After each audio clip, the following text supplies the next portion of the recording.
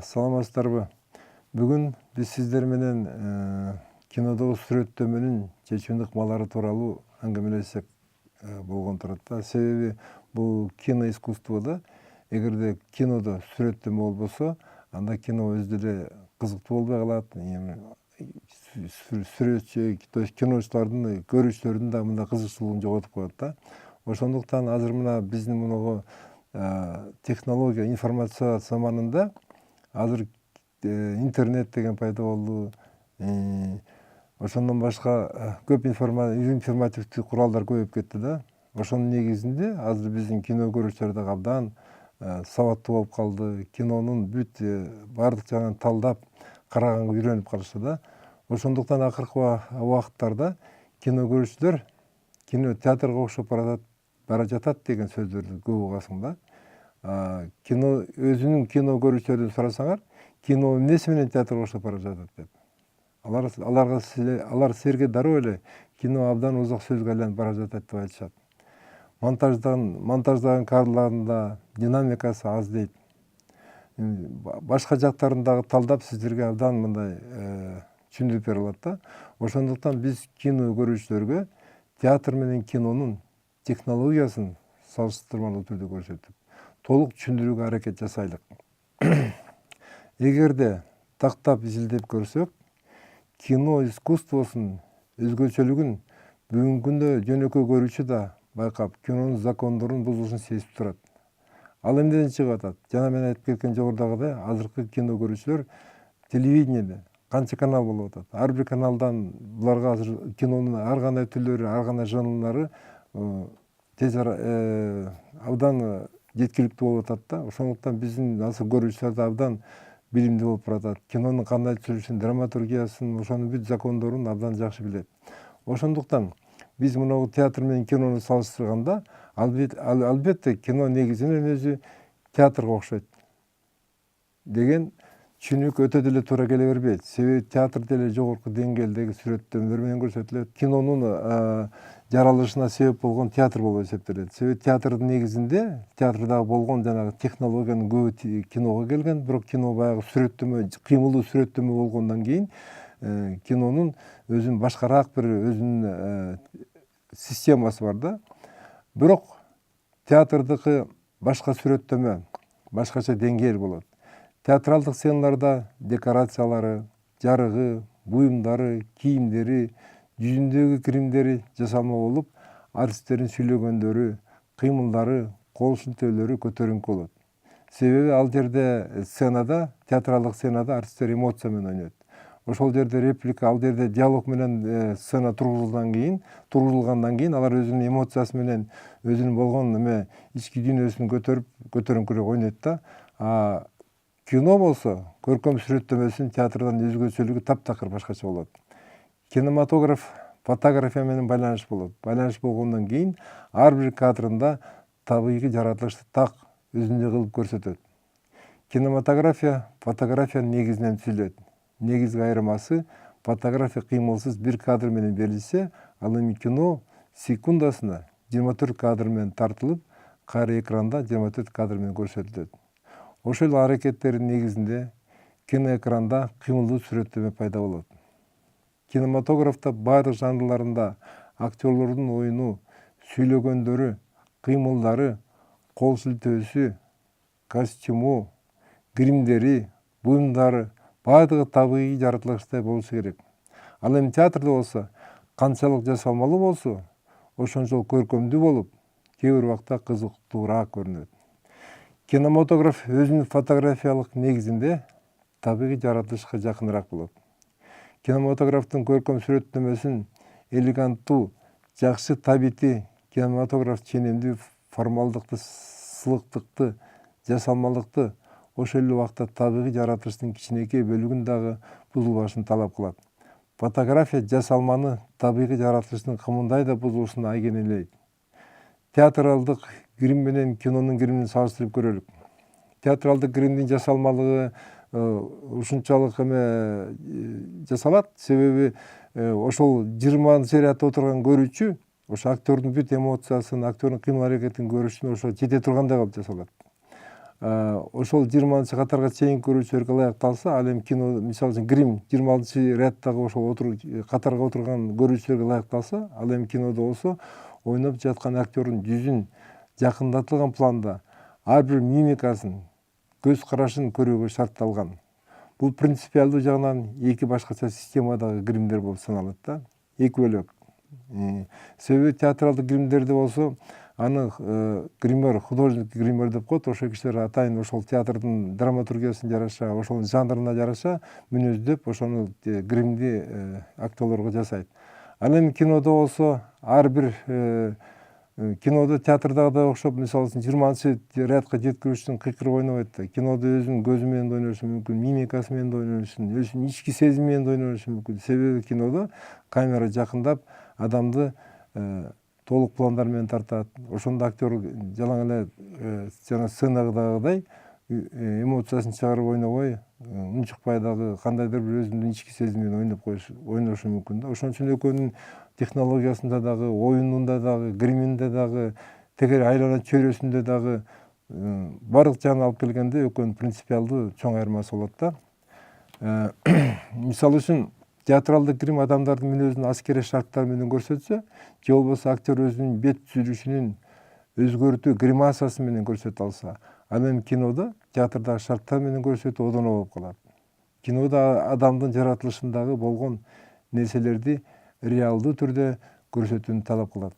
Ошондуктан кинодо кээ бир шарттарда жасалма грим, парик, жасалма сакалдар менен, кээ бир убакта жашыраак кылып көрсөтөлү десек актерлорду, жаш актерлорду ошол сакал жана гримдин жардамы менен карытып көрсөтөйүн деп аракет кылган болсок, өтө кылдаттык менен иштебесе, жакындатылган пландарда бөтөнчө жүзүн жакындатып көрсөткөндө бардык жасалмалар көрүнүп калат.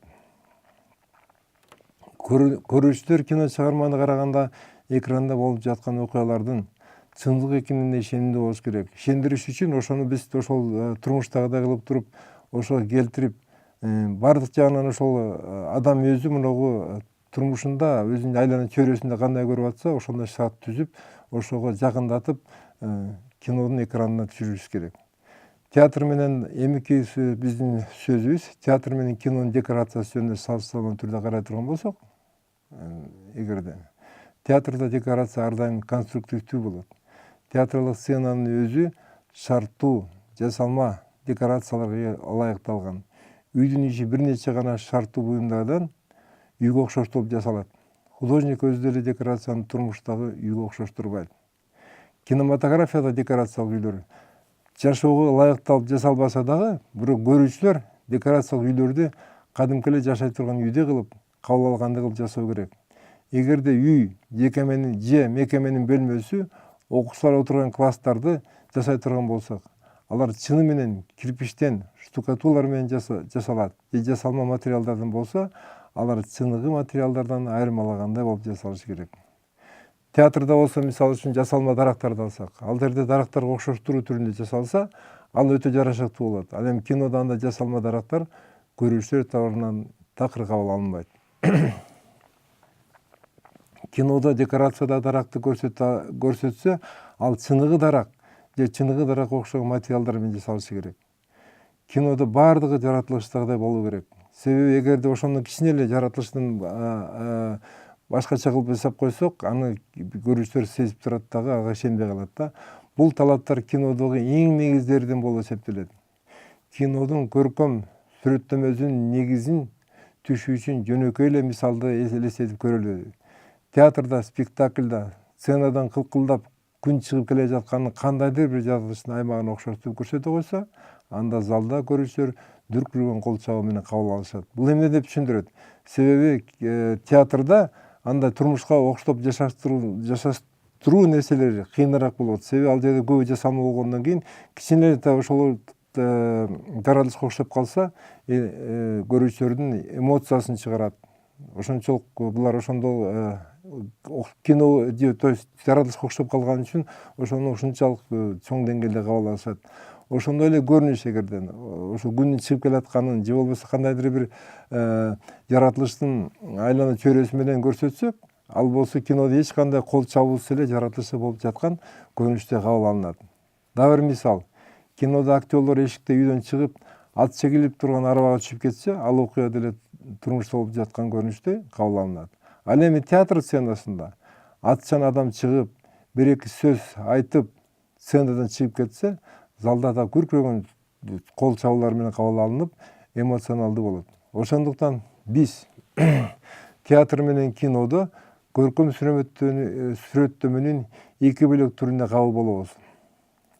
Кинематографиялык көркөм сүрөттөмөнү театралдык бүскөнүп калган жасалма көрүнүштүн таасиринен издебей, кинематографиядагы драматургиялык материалдардын ичинен изденүү керек.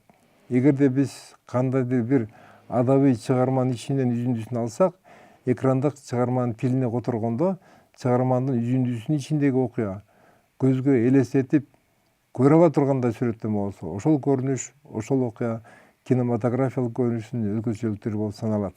Мисалы, Чыңгыз Айтматовдун бетме-бет чыгармасынан Исмайылдын энесин коюп жаткандагы сценасын алып көрөлүк. Ошондо Айтматовдун Исмайылдын сүрөттөмөсүн, Исмайылдын ошол кездеги карап турган сүрөттөмөсүн бергенин карап көрөлү.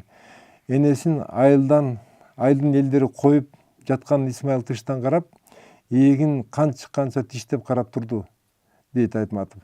Көрстөндүн тегерегинде бир жан калбай, элдин баары кеткенде, бирок алыста кетип бара жаткан үндөрүн угуп турушунда Исмайыл көрстөнгө өң далеттен кеткен жүзү менен калтыраган колдорун таянып, боору менен жылып жөнөдү. Жан көмүлгөн топурактын дөңчөнүн үстүнө кулап түшүп, топуракты бекем кучактап, өзүнүн бүтүп калган үнү менен мөңгүрөдү. Анын кыйкырыгында кимди каргап жатканын билинбей, акылынан адашкан жетим карчыгдай тумчуга каарланып, улуп жаткандай болду.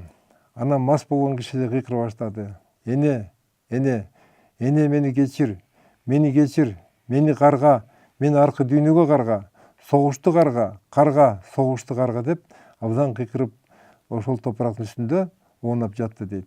Муну кандай кылып бизде анан кийинки сөзү, биз бир аздан кийин бир мүнөттөй тынчып дейт. Исмайыл ошо өзүнүн жанагы акыбалын берип атат да. Бул эми кайгыруу, согуштан жанагы энесинин көмгөнүнө жетпей калган өкүнүп, баардык ичиндеги болгон эмоциясын чыгарып атат ошол мүрзөнүн үстүндөчү. Анан кийин дейт, бир аздан кийин бир мүнөттөй тынчып, бир нерсени ойлогонсуп, анан зөөкүрдү, каардуу кыйкырды. Жек көрөм, өч алам, баардыгынан өч алам, эч кимгерди аябайм деп катуу ээн талаа кыйкырды дейт. Эгерде ушул чыгарманын үзүндүсүн театрга койсок, сценада Исмайылдын жүзүндө болуп жаткан өзгөрүүлөрү, мимикасы, өң жүздөрү, булчуңдардын кыймылы, ээгин кан чыгарганча тиштеп, көзүнөн от жанып турганын, ошол эле болгон жек көрүүсүн, өң далаттан кеткен жүзүн көрсөтө албайт элек. Театр себебин көрсөтө албаган себебибиз ошол сцена менен көрүүчүнүн ортосунда чоң аралык болот дагы, ал жерде биз ойноп аткан ошол артисттин өң далетин жакындай албайбыз. Себеби биз 20 катардык аралыктан карап, анын бүт жанагындай мимикасын, эч нерсесин көрө албайбыз. Ошондуктан жана биз айтып кеткен гримдер, атайын жасалган гримдер деп атпайбызбы, жанагы көтөрүңкү ойногондору, себеби ошол сценадан 20 катардагы көрүүчүлөргө жеткирүү үчүн ошондой техника менен ойнолот да. А кинодо болсо, киноду алсак, ал эми Исмайылдын психологиялык портретин Айтматов жазгандай кылып, кинематограф гана экранда чагылдыра алат. Көркөм сүрөттөп көрсөтүү кинематографиянын негизи болуп саналат. Мисалы үчүн ошол Исмайылдын жанагы биз айтып кеткен сүрөттөмөсүн эгерде киного түшүрсөк, анда бул жалаң эле бир кадр эмес, бир канча кадр менен ошону жакындап, ошонун көзүнүн ойногонун, ошонун көзүнүн беттеринин булчуңдарын ойногонун, жана ошол жерде эмоционалдык өзүнүн ошол ичинен күйгүсүн, көйгөйүн баарын тең камеранын жардамы менен көрсөтө алабыз. Аны жакындап, монтаждап, ар кандай пландар менен түшүрүп, анан кийин экранга чыгарсак, ал ошончолук көрүүчүлөргө өзүнүн эмоциясын, өзүнүн ошол ичиндеги күйгүсүн баардыгын бере алат. Ошону аныктап, тактап, турмуштагыдай кылып туруп, биздин өзүбүз менен болуп аткан окуяда кабыл алабыз. Себеби бул экран деген абдан, кандай десем, экрандын өзүнүн сүрөттөмөсү боюнча ал адамдын психологиялык жактан өз көзү менен кабыл алгандай кылып туруп бере алат да. бирок кинокамера адамдын көзүнө караганда алысталган пландардан начар көрөт. Ошондуктан камера тарта турган буюмга же нерсеге жакындатуу менен түшүрүлөт. Режиссерлор өздөрү буюмду же нерсени түшүрүүдө жакындатуу, ракурс менен тартылган материалдарды монтаждоону пайдаланышат. Ошондой эле биз айткандай, кинонун эң чоң мүмкүнчүлүктөрү бул чексиз көрөрмандык болуп саналат. Бул жерде карама каршылык болуп калбайбы деген ой туулат. Албетте, бир жагынан киноаппарат чексиз кенен көрө алат, бирок ал ошончолук адамдын көзүнө караганда алыскы пландан начар көрөт. Мисалы үчүн жана жогоркуда айтып кеткендей, биз жана бул өзүбүздүн башынан аңгеменин башынан кино менен театрды салыштырып атпайбызбы? Театрдагы сценалардын узундугу аябай чоң болот. Ошол сценаны мисалы үчүн Академия театрын алабызбы, Малдыбаев театрын алабызбы, баардык жерде өзүнүн бир ар кандай өзүнүн узундугу туурасы боюнча сценалар ар кандай өлчөмдө болот да. Ошол жерде алыстан тартылганда биз ошол жерде болуп аткан окуяны киноаппарат менен тартсак, анда эч жерде ажыратып көрө албай калабыз. Ким кандай роль ойногонун, ким негизги ролдо каарман экенин, ким экинчи каарман экенин баары көрүнбөй калат. Ошону ойногон оюну, ошол жерде сценада турган буюмдардын баарын тең ажыратып көрө албайбыз да. Анан эгерде ошол сценадагы ойноп жаткан актердун оюнун киноаппарат менен жакындатып тарсак, мисалы үчүн актер тизесинен жогору орто план менен алсак, анда биздин кинокадрдын чоңдугу узуну 1,5 метр болот, туурасы 1 метрди түзөт. Ушундай 1,5 жана 1 метр болгон кинокадрда киномизансцена деп эсептелет. Актердун ойноо площадкасы болуп калат ошол 1,5 жана 1 метр болгон сцена. Ошолго актер ошого чендеп, ошого карап ойнош керек да. Себеби орто планга келгенде дагы кандай эмоция менен ойнош керек. Мисалы үчүн жанагы алыскы план менен тартканда анда да башкача ойнош керек. Себеби ал жерде эмоциясы көрүнбөгөндөн кийин кыймыл аракети кичине мындай тезирээк болуш керек да. Ал эми орто план келгенде ошого жараша, эгерде кинодо түшүп жүргөн профессионалдуу актерлор баарын түшүнөт. Камера жакындаганда, камера алыстаганда кандай ойнош керек деп. Ошого жараша темп, ритм ар кандайраак болуп кетет да, сал башкачараак болот. Ошондуктан мисалы үчүн театр караганда киного түшкөн актерлордун оюну өтө татаалыраак болот.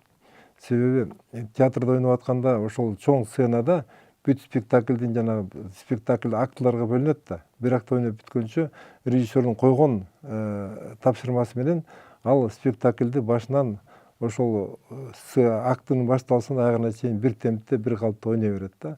А кинодо болсо ар бир кадр тартылганда орто план болобу, же толук план болобу, же алыскы план болобу, үзүк болуп тартылат дагы. Ошого жараша актерлор өзүнүн эмоциясын, өзүнүн ритмин, темпин келтириш керек да. Ошого жараша камерага ойнош керек. Себеби камерада ошол театрда калып туруп жогорку деңгээлде же болбосо эмоция калтырып ойноп койсоң, ал жалган болуп көрүнүп калат да. Кинодо болсо өзүңүздөр көрүп жүрөсүздөр.